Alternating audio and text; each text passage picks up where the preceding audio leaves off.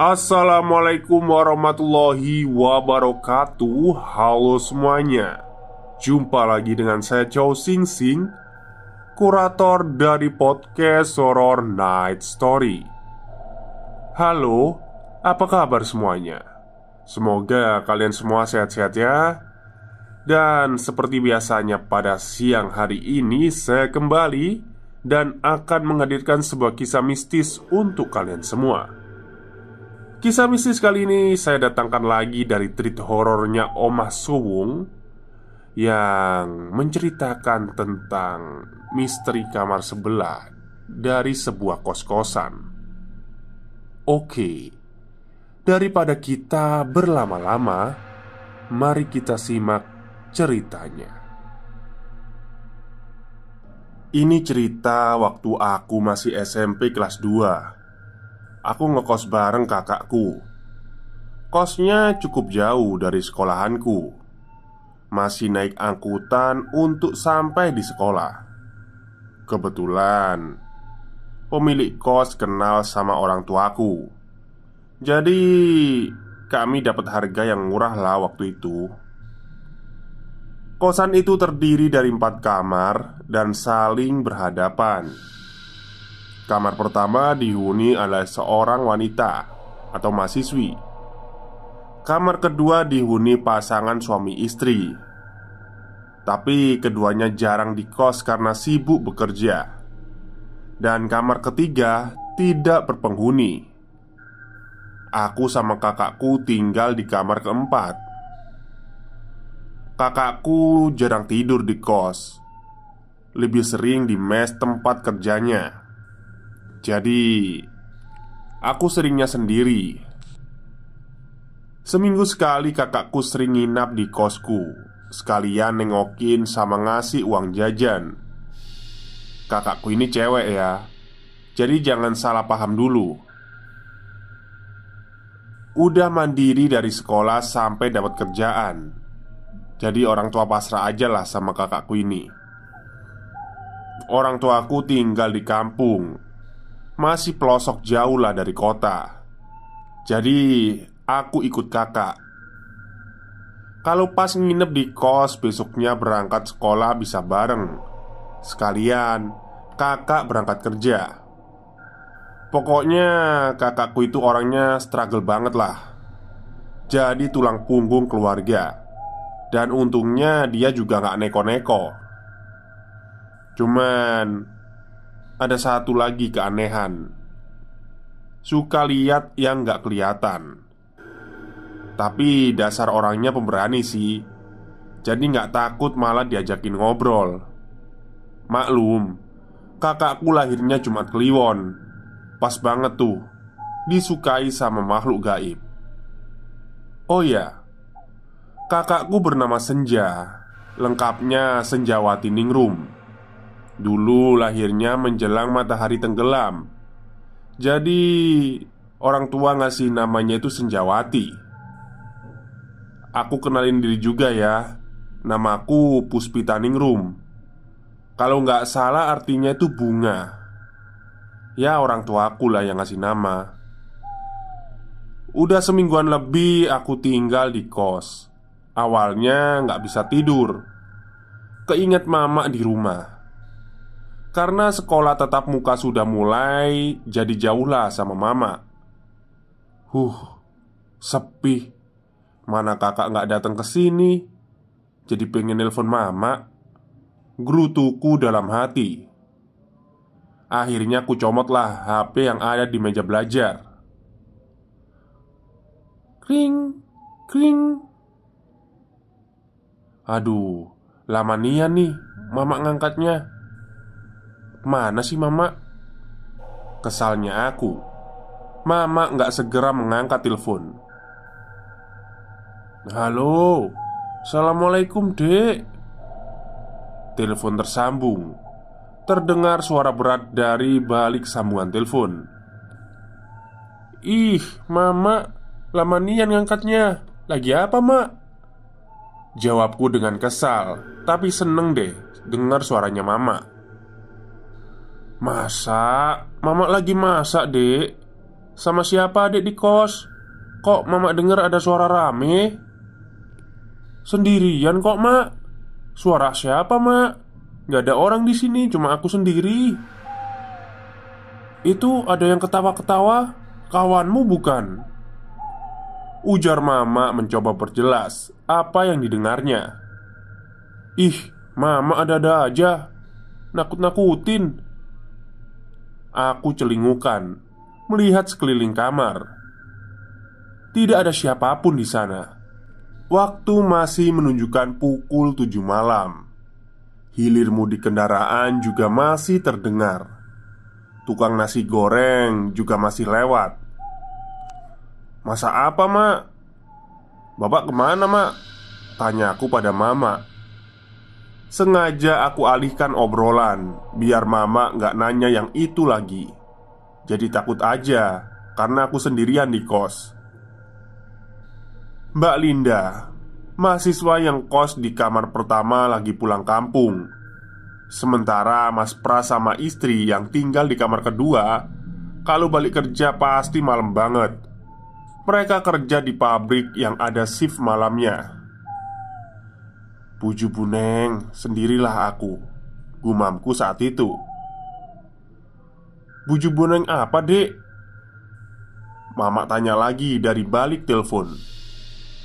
Aku tercekat dengar suara mama. Lupa kalau masih teleponan. Boneng, bukan mak. Itu loh, mama masa apa? Kan belum dijawab tadi.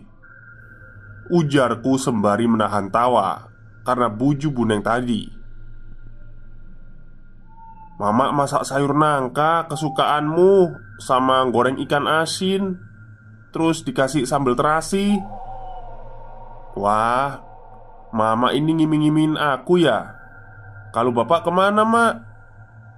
Bapakmu lagi di luar tuh, lagi ngobrol sama pamanmu. Mama panggilkan. Udahlah gak usah mak, biar aja. Mama makan dulu. Aku mau lanjut belajar. Iya dek. Sebelum tidur jangan lupa doa ya. Udah makan kan dek? Udah mak, jawabku singkat. Ya udah, mama matikan teleponnya ya. Iya mak. Sekitar 3 detik mama gak segera matikan telepon. Mak, kok gak dimatiin teleponnya? Sebentar. Kok mama kayak dengar ada suara orang ya? Beneran kamu sendirian? Suaranya rame betul. Ah, mama ini.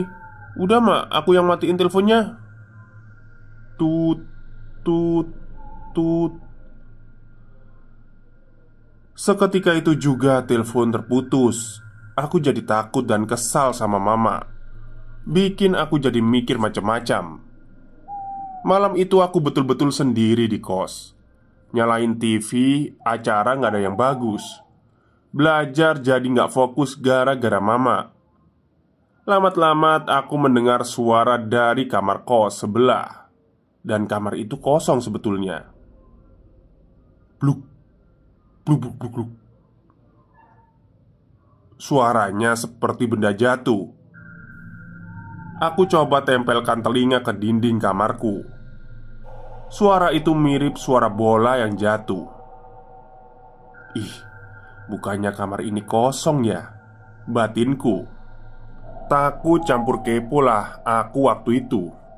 Mana suara itu terus-terusan. Habis itu ada suara cewek nangis pula. Tek tek tek tek.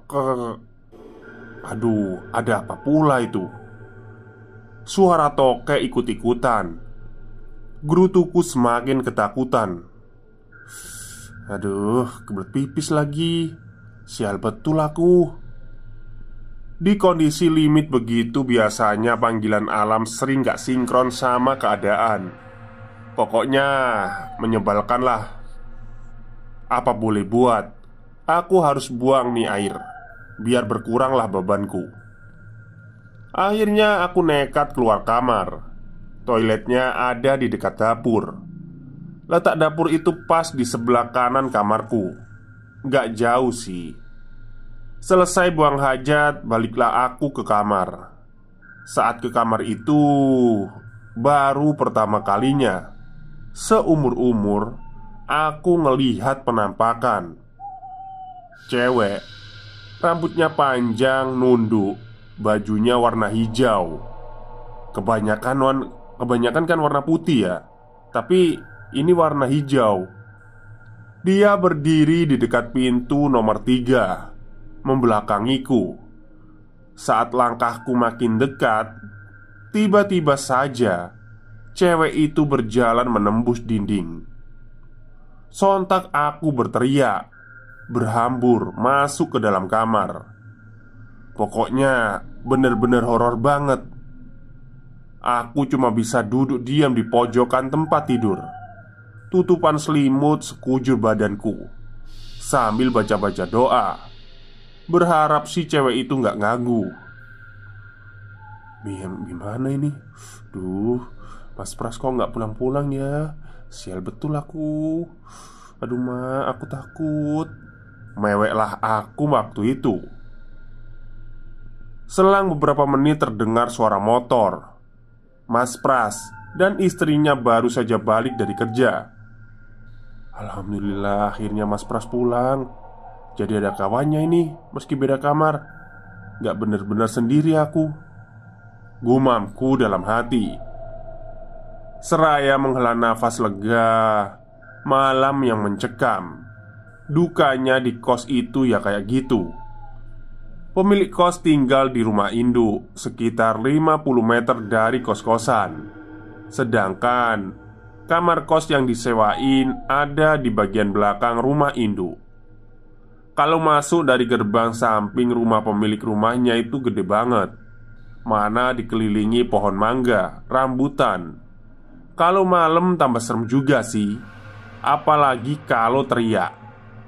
Si pemilik gak bakal denger. Besoknya, aktivitas seperti biasalah. Bangun mandi, sarapan, terus berangkat ke sekolah. Sekolah tatap muka masih belum full, jadi pulang lebih awal. Jam 11 siang, aku telepon kakakku buat jemput sekalian nginep di kos. Aku masih trauma karena kejadian semalam.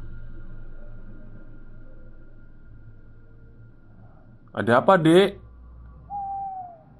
kata kakakku ketika aku menelponnya. "Baca dong kak WA aku. Aku nulis panjang lebar gak dibaca-baca. Kesal aku sama kakak." "Iya, sabarlah. Ini udah kakak baca." Hening sesaat.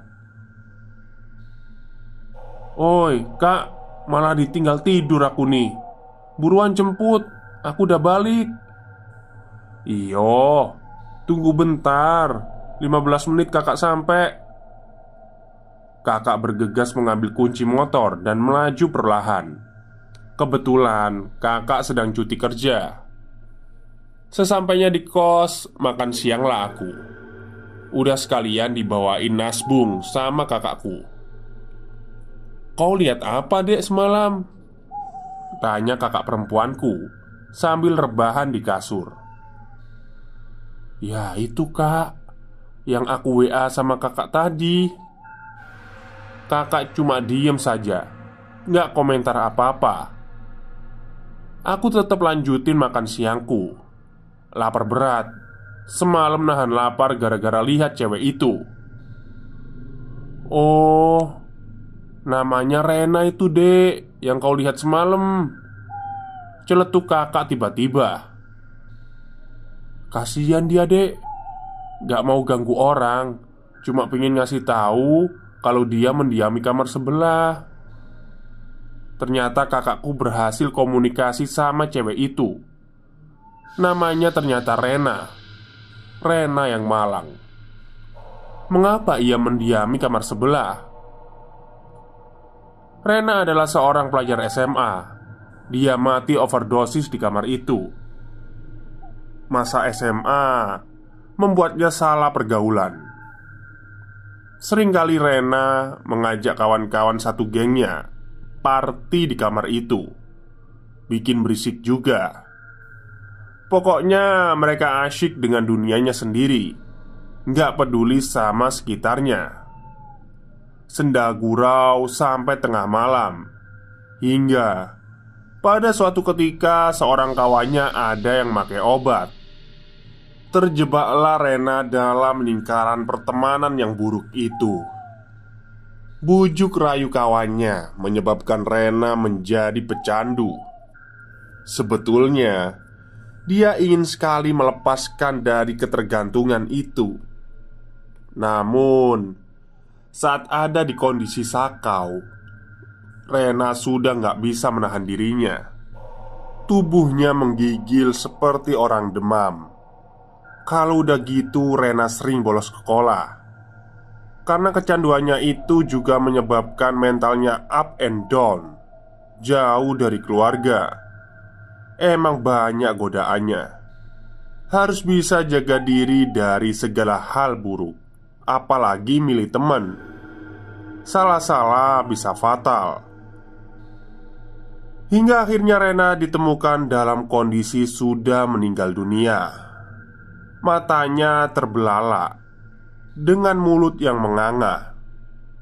Setelah kejadian meninggalnya salah satu penghuni kamar, kos itu sempat kosong dan terbengkelai karena banyak yang memilih pindah kos. Pemilik kos itu akhirnya menjualnya dengan harga yang murah. Akhirnya dibelilah tanah itu sama kawan orang tuaku yang sekarang ini. Semua bangunan diratain sama tanah. Dibangun lagi jadi 4 kamar. Yang tadinya ada 10 kamar, akhirnya cuma dibikin 4 kamar. Kawan orang tuaku juga sempat mendatangkan seorang kiai untuk mendoakannya. Mendoakan arwah Rena yang masih penasaran. Penyesalan yang datang terlambat untuknya. Apakah Mbak Linda dan Mas Pras juga sering melihat penampakan? Mereka lebih dulu tinggal di kos itu. Mbak Linda terhitung 6 bulan tinggal di situ. Dan Mas Pras beserta istrinya hampir setahun di situ. Alasan mereka sih sama, karena murah. Kamar lumayan lebar dan fasilitas tempat tidur, kamar mandi ada di dalam. Cuma kamarku doang lah yang gak ada kamar mandi dalamnya. Karena lebih dekat dari dapur, jadi gak perlu kamar mandi dalam. Berdasarkan kesaksian Mbak Linda, dia juga sering mendengar suara cewek nangis. Asalnya pasti dari kamar nomor 3. Tapi beliau tidak begitu menghiraukan. Prinsip Mbak Linda bisa dituduh juga sih. Tapi nggak semua orang seberani Mbak Linda. Selama kita nggak ganggu mereka, mereka juga nggak akan ganggu kita, kata Mbak Linda. Suara itu cuma kedengar tiap malam-malam tertentu saja. Sedangkan menurut Mas Pras dan istri selama tinggal di situ, mereka sering ngedengar ada suara rame tengah malam dari kamar nomor 3. Persis seperti mama aku. Waktu aku ngomong di telepon, katanya ada suara rame-rame, padahal gak ada siapa-siapa.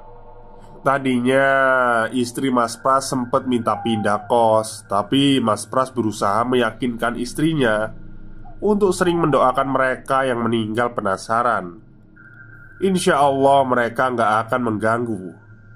Mikirnya cari kos murah dengan fasilitas lengkap itu susah. Jadi lebih memilih bertahan di situ. Terus gimana dengan aku? Kak, aku mau balik aja lah. Takut aku tinggal di kos ini. Kakak juga jarang nginep di sini. Kak Rena menyudahi obrolan batinnya dengan Rena. Yang aku ceritain soal Rena berdasar cerita kakakku saat berkomunikasi dengannya. Singkat cerita, aku pindah kos lah di dekat tempat kerja kakak. Kebetulan ada kos untuk anak sekolah seperti aku yang masih unyu-unyu. Hari Minggu setelah pamit sama pemilik kos, bebereslah kami di kamar. Aku malah ngedenger ada suara. "Makasih ya kak, udah nyeritain kisahku. Aku menyesal." Ya, siapapun kamu, aku doakan semoga tenang di sana. Al-Fatihah. Oke, itulah cerita singkat dari treat horornya Omah Suwung yang menceritakan tentang penghuni kos yang jadi arwah penasaran gara-gara narkoba ya. Ya mungkin dia dapat narkoba itu dari naga hitam atau laba-laba merah itu ya, yang di film Serigala Terakhir 2. Baik, mungkin itu saja untuk malam atau siang hari ini. Kurang lebihnya saya mohon maaf. Wassalamualaikum warahmatullahi wabarakatuh.